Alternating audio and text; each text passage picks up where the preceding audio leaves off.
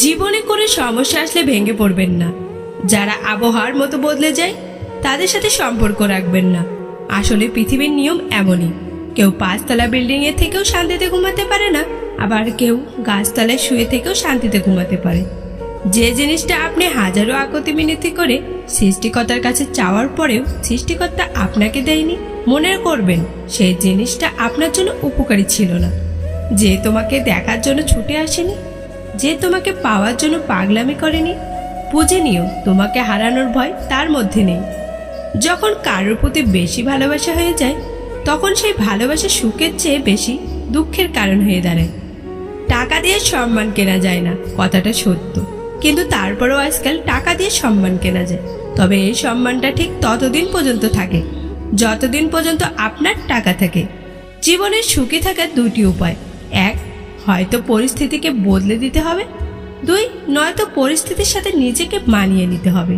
মানুষ দুটি সময় সম্পূর্ণ বদলে যায়, এক, হয়তো জীবনে স্পেশাল কোনো মানুষ আসলে, দুই, নয়তো স্পেশাল কেউ তার জীবন থেকে চলে গেলে। ক্ষমা যদি করতে না পারো তবে তাকে ভালোবাসো কেন?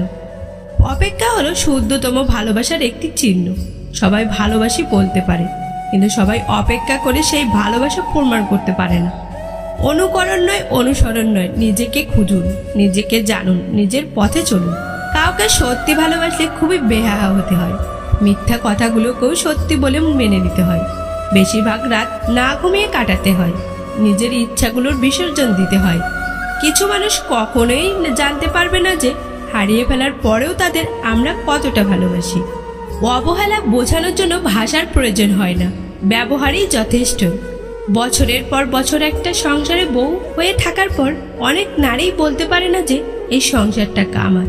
সবাই তোমাকে কষ্ট দেবে, তোমাকে শুধু এমন একজনকে খুঁজে নিতে হবে যার দেয়া কষ্ট তুমি সহ্য করতে পারবে।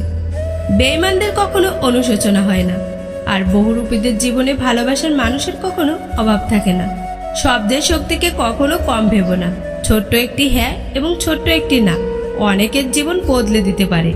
বিনা অর্থে তো কাফনের কাপড়ও পাওয়া যায় না, তাহলে বিনা অর্থে নিজের পরিবার ও কাছের মানুষটা থেকে কি বা আশা করা যায়?